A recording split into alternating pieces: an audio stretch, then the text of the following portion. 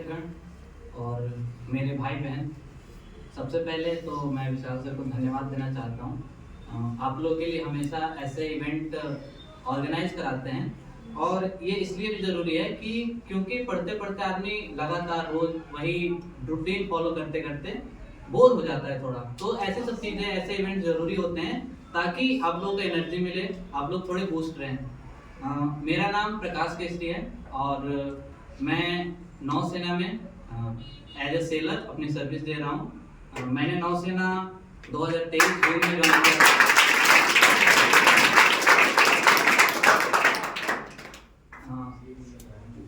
जहाँ तक बात है विशाल सर से जुड़े रहने की, मैं सिर्फ कोचिंग से नहीं जुड़ा रहा हूँ। जब मैं बहुत पहले स्कूल में पढ़ा करता था, क्लास 4th या 5th में, तब से मैं सर के साथ जुड़ा हुआ हूँ। और जब सर ने अपनी कोचिंग स्टार्ट की तो बहुत स्टार्टिंग से ही मैं सर के साथ हूँ और अपने इंटरमीडिएट तक मैं सर के साथ ही रहा। उसके बाद मैंने BHU ज्वाइन किया for my graduation, but in between मैंने ग्रेजुएशन छोड़ा और एज अ सेलर मैंने नौसेना ज्वाइन किया। मैं अपनी बात रखूंगा अपनी बहन स्वाति के बात को आगे बढ़ाते हुए, जो कि डिस्ट्रैक्शन। डिस्ट्रैक्शन होता क्यों है? सबसे पहले तो डिस्ट्रैक्शन इसलिए होता है, डिस्ट्रैक्ट मतलब क्या होता है? अपने रास्ते से भूल जाना। आप अपने रास्ते से कब भूलते हैं? दो चीजें होती हैं, या तो आपको पता ही नहीं आपको जाना कहाँ है, या तो फिर आपको रास्ता दिखाने वाला कोई नहीं है। आप लोगों के लिए बहुत अच्छी बात है कि आपके विशाल सर हैं जो किसी भी क्षेत्र में आपको रास्ता दिखा सकते हैं। तो आज मैं बात करूंगा आपका गोल क्या हो सकता है।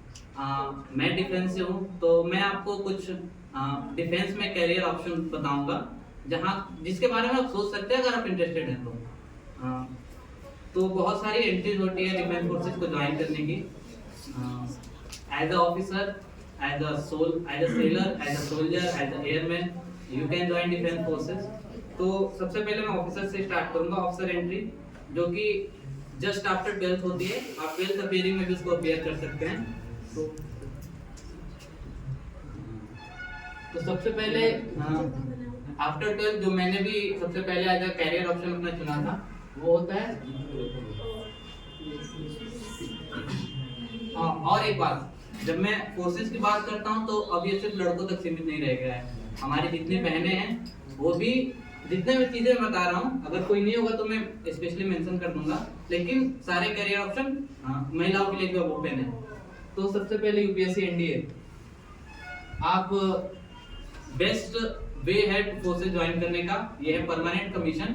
मतलब कि आपको बहुत लंबे समय तक आप सर्विस कर सकते हैं इसमें। दो चीज होती है, परमानेंट कमीशन, एक short service commission. Short service commission में आपको सिर्फ 10 साल के लिए सर्विस करनी होती है, उसके बाद आपको पेंशन नहीं दी जाती। लेकिन परमानेंट कमीशन में आप बहुत लंबे समय तक आप सर्व कर सकते हैं और उसमें आपको, अगर आप रिटायर होते हैं तो आपको पेंशन भी दी जाती है। तो सबसे पहले होता है UPSC NDA national defence academy, जो कि खड़गवासला पुणे में है। वहाँ पे आप जस्ट आफ्टर 12th एक UPSC रिटन एग्जाम कंडक्ट कराती है। हर साल 2 बार ये फॉर्म रिलीज होते हैं और अगर आपने रिटन क्लियर किया है तो फिर आपको एक इंटरव्यू या फिर आपको एक पर्सनालिटी टेस्ट होता है जो कि 5 दिनों का होता है। SSB सर्विस सिलेक्शन बोर्ड लेती है। अगर आप वो क्लियर करते हैं तो फिर आपका एक मेडिकल एग्जामिनेशन होता है और उसके बाद मेरिट लिस्ट आती है। मेरिट लिस्ट सीट्स होती है टोटल 300 में। अब वुमेन्स के लिए टोटल 35 सीट्स आ रही है, पहले सिर्फ 10 सीट्स थी, बट अब सुप्रीम कोर्ट इंटरवेंशन, अब वुमेन्स के लिए भी सीटें बढ़ाई जा रही है इसमें। सो ये बेस्ट अपॉर्चुनिटी है फोर्सेस ज्वाइन करने का अगर आप इंटरेस्टेड हैं तो। फिर आता है, अगर आप, ये तो 10+2 के लिए है।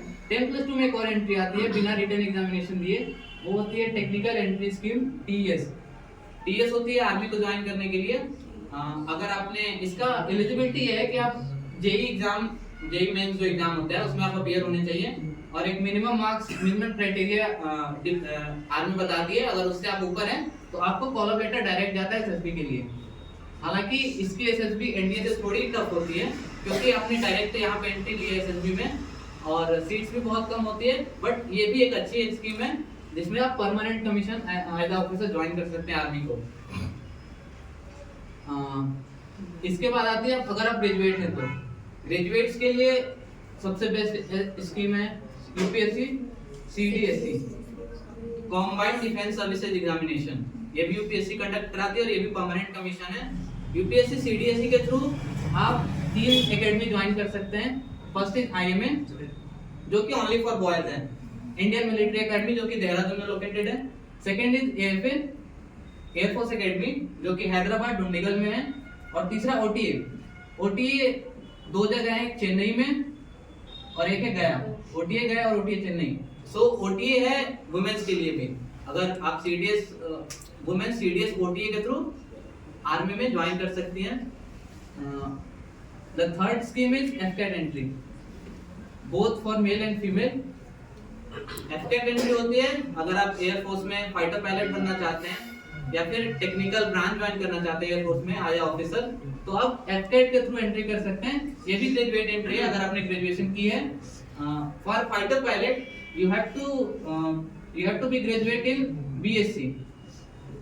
अगर आपने बीएससी से ग्रेजुएट किया तभी आप फाइटर पायलट बन सकते हैं, नहीं तो आप ग्राउंड ड्यूटी या फिर other non technical branch join कर सकते हैं अगर आपने नॉर्मल ग्रेजुएट किया हो। ये हो गया एयरफोर्स। अब चलते हैं नेवी की तरफ। हाँ, एक चीज छूट गई थी, सीडीएससी के थ्रू एक और एकेडमी होती है आईएनए, आप इसको भी ज्वाइन कर सकते हैं। ये होता है इंडियन नेवी के लिए, इंडियन नेवल एकेडमी। मेरा सौभाग्य था कि मैंने यहाँ पे भी अपनी 6 महीने सर्विस दी है। मेरी ड्यूटी यहाँ पे आई थी 6 महीने। अभी मैं मार्च से सितंबर तक यहीं पे था इंडियन नेवल एकेडमी में। तो हाँ, तो अदर एंट्री है आपकी 10+2 बीटेक एंट्री। जैसे आपको बताया था TS entry only for men है अभी, लेकिन 10+2 बीटेक एंट्री जिसके थ्रू आप नेवी ज्वाइन कर सकते हैं, वो both for male and female. अभी फीमेल रिसेंटली ज्वाइन की इसमें भी, इसको आप ज्वाइन कर सकते हैं। और ये भी परमानेंट कमीशन है। अगर आपने जेईई मेंस दिया है तो उसके स्कोर के अकॉर्डिंग आपको कॉलम डायरेक्टली एसएसबी के लिए जाता है। तो अगर आप एसएसबी क्लियर करते हैं जस्ट मेडिकल एंड मेरिट। ये तो हो गया सारी ऑफिसर एक्ट। अगर मैं नॉर्मल सोल्जर, एयरमैन और सेलर की एंट्री बताऊं तो अब आफ्टर 2022 एक स्कीम आई थी सेना की, वो थी अग्निपथ स्कीम। अब एक होता है पीबीओआर, पर्सनल बिलो ऑफिसर रैंक। अब जितनी भी एंट्री है पर्सनल बिलो ऑफिसर रैंक, उस सारी एंट्री की अब एंट्री कर रहे हैं अग्निपथ स्कीम के थ्रू। और मैं भी इसी स्कीम के थ्रू एंट्री लिया हूँ फोर्सेज में। तो ये स्कीम जो है अभी गवर्नमेंट ने स्टार्ट की है, जिसमें आप 4 साल की सर्विस सेना में देते हैं। और ये बहुत मेल एंड फीमेल है। मेरे साथ ही मेरी जो बैचमेट्स हैं वो फीमेल बहुत सारी हैं, और उन्होंने गाँव से निकल के पूरे भारत को एक्सप्लोर किया है। बहुत जगह सर्विस दी उन्होंने। हालांकि कुछ मेरी बैचमेट्स हैं जिन्होंने फॉरेन भी जा चुकी हैं शिप से। अभी मैंने देखा था कि फॉरेन में जाकर वो साउथ अफ्रीका एक लड़की गई थी, उन्होंने पेंगुइन के साथ वहाँ पे फोटो खिंचवाई थी। तो बहुत अच्छी अपॉर्चुनिटी है अगर आप लोग एज ए सेलर भी ज्वाइन करते हैं, एज ए एयरमैन भी ज्वाइन करते हैं। तो एयरमैन फॉर एयरफोर्स जो कि अग्निवीर एयरमैन है। और नेवी में 2 एंट्री होती है, एक navy SSR senior secondary recruitment, senior secondary seller recruitment, और एक होता है एमआर में 3 ब्रांचेज होती हैं। एक होता है शेफ, स्टीवर्ड्स एंड हाइजीनिस्ट। आप लोगों के लिए बेस्ट रहेगी कि आप एसएसआर ज्वाइन करें, इसमें बहुत सारी ब्रांचेज होती हैं। मेरा जो ब्रांच है वो है एफएनडे, जो कि लॉजिस्टिक ब्रांच के अंडर आती है, फाइनेंस एंड एडमिनिस्ट्रेशन।